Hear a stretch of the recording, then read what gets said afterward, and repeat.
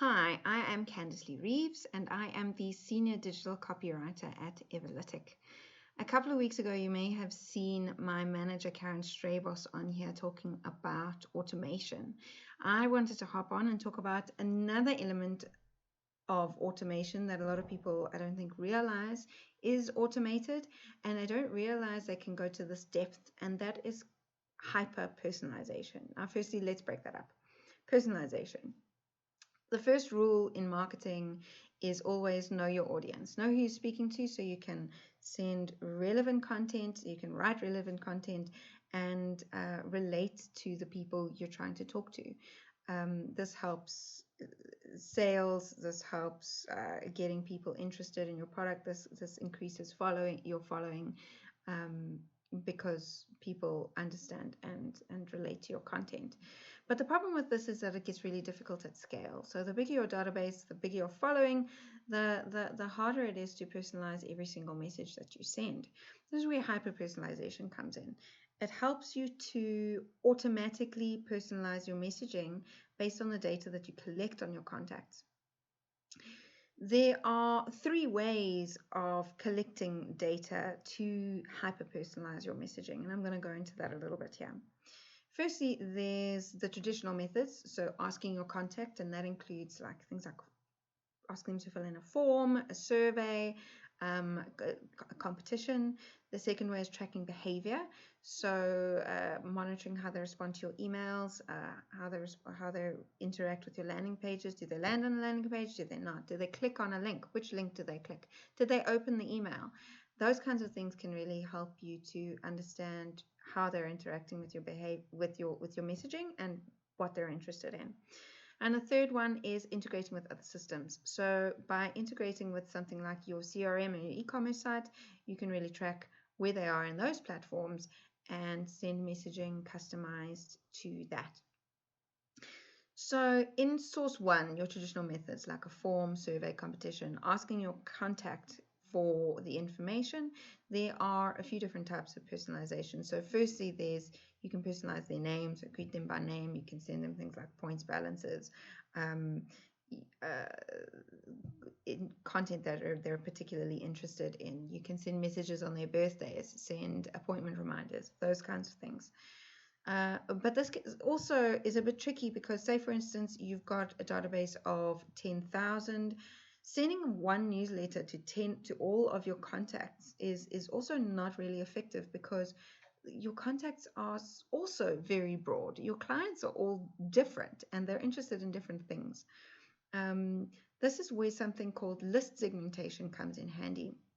By separating your list into groups, into smaller groups, say like separating it by gender, by location, by interests, by year that they started working with you. These kinds of things help you to send messaging that's really customized to how they fit into that group. So you don't necessarily send the female shoe sale to your male clients. You don't send the just starting school messaging to your retirees. This kind of thing can really help you target people based on where they are and what their interests are likely to be. You can also do something called dynamic content. So if you've got the right software for it, this makes creating really hyper-personalized messages a lot quicker and easier for you. It means you can create it doesn't have to be long, but one email with multiple different sections, and you apply like an if statement to each different section. So you can say this section goes to men, this section goes to women, this section goes to people in Joburg, this section goes to people in Cape Town, and you actively send one email out, but the recipient on the other end gets an email only with those sections that are actually relevant to them. Then there's tracking behavior. So if you track behavior like link clicks, email opens, landing page views, you can send things like follow-up messages, starting a conversation with somebody based on what they're interested in. So they click a link on your email, they're interested in this event that you're hosting. You can send them more information about the event. You can send them reminders that the event is coming up soon, those kinds of things. You can adapt the customer journey. So if you see they're going down a path, they're not interested in this stuff anymore, they seem to be interested in that, they clicked on that last, let's send them on let's change the journey, send them down this path rather, because this is more aligned to the stuff that they've clearly shown interest in. You can send re-engagement campaigns. So people who are not clicking on your links, who are not opening your emails, who are not responding to you, those people you can put together a really hyper interesting campaign to help get them interested again in the kind of services and products and offerings that you provide. The third source is then integrating with external systems. So you integrate with a CRM, you can do hyper lead nurturing, targeting them, sending relevant information, relevant content based on where they are in the journey. E-commerce sites, you can send abandoned cart messages saying, hey, these products are still in your cart. Do you want to come back and buy them? We'll give you a discount, bringing them back to your site.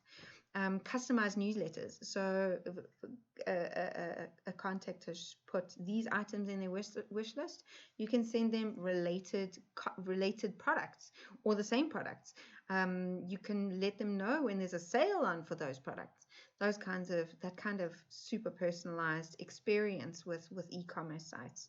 The education system. You say you work at a university, you've got a system that manages all these students. You could send new students on a really supportive onboarding journey, getting them started up nice and fresh. You could send support emails to the students that aren't doing well, celebratory emails to the ones who are doing well. In software, you could track usage. So if certain clients are using those features really well, you can ask them for testimonials.